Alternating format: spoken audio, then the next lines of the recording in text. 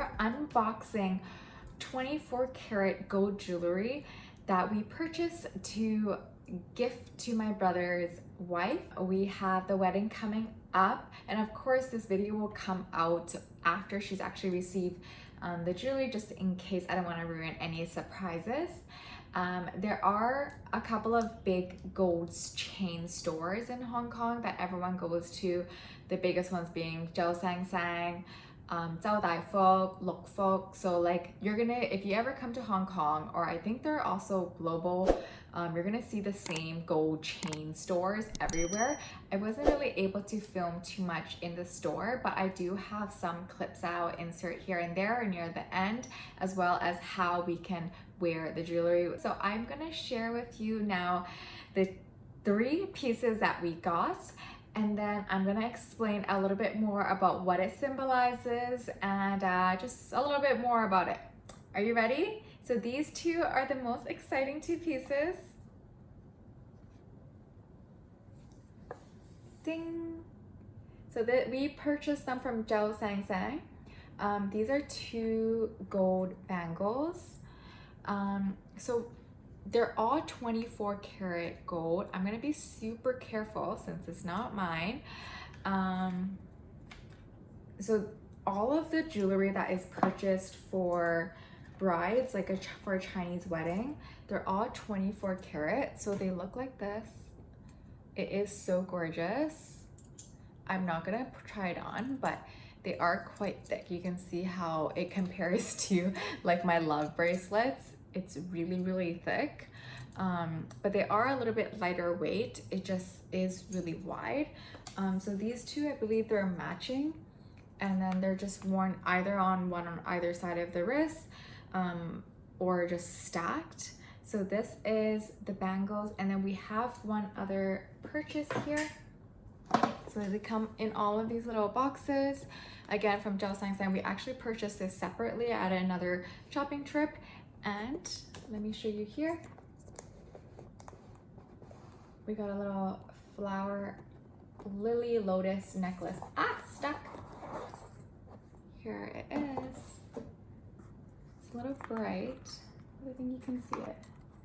So again, it's really large. So if you've ever seen those Asian couples wearing like loads of like big necklaces and a bunch of bangles, it's tradition. So I'll tell you a little bit about it. So I'll leave these here. So they are super exciting. I am so excited for the happy couple, and I am so glad to be able to be a part of it. And of course it is my brother getting married, so you know, but still super happy for them. So congratulations. So a little bit about this. So they're all 24 karat gold, like I said, and all of the jewelry is it's less about the brand name a little bit. As I said, there's like 3 main gold jewelry shops around town. It's just repeated over and over again, but it's a little bit different than like Cartier or Tiffany's, for example, which they do an incredible markup based on their brand name. I mean, I still purchase it, but it's an incredible markup from what the gold price is. In terms of 24 karat traditional gold jewelry, that's like, it's not a designer per se. It is like a designer brand, but it's mostly weighted by the weight of the gold, and then they add in a price which is called saogong, which is like workmanship.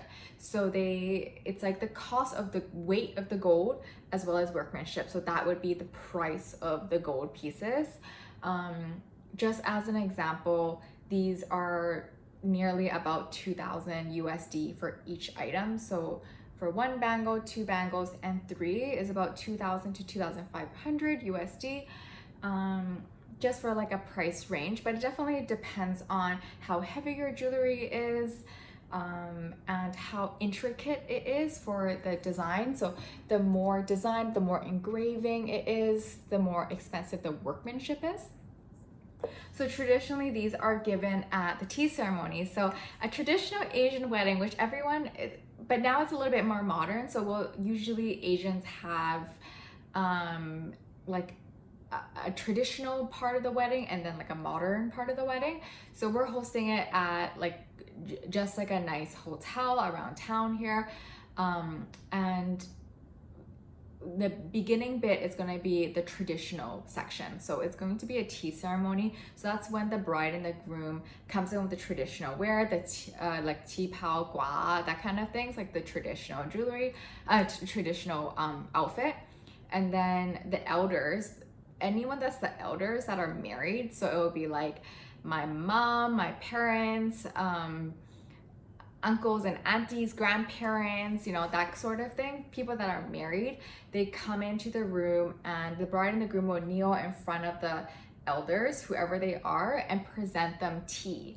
And then when the bride and groom presents them tea, the elder, whoever it is, will give them either like a laisi, so like a red pocket full of money, or in this case, usually the bride's parents or the groom's parents will gift the bride some gold jewelry as something for her to wear.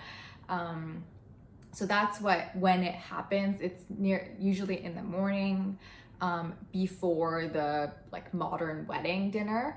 It would happen in the morning, the tea ceremony, and usually it's only reserved for family only. So people that are friends, they don't usually come to tea ceremonies. It's usually reserved family only. And for motifs and what some of these things represent, flowers. So usually for wedding jewelry, it's lilies and lotuses for like wedding type jewelry. And they typically represent long-lasting marriage and children. And then for these bangles that my mom chose, these ones are phoenixes and dragons. Dragon on this side, phoenix on this side. So the dragon is known as a ruler of beasts, and the phoenix is known as the king of birds.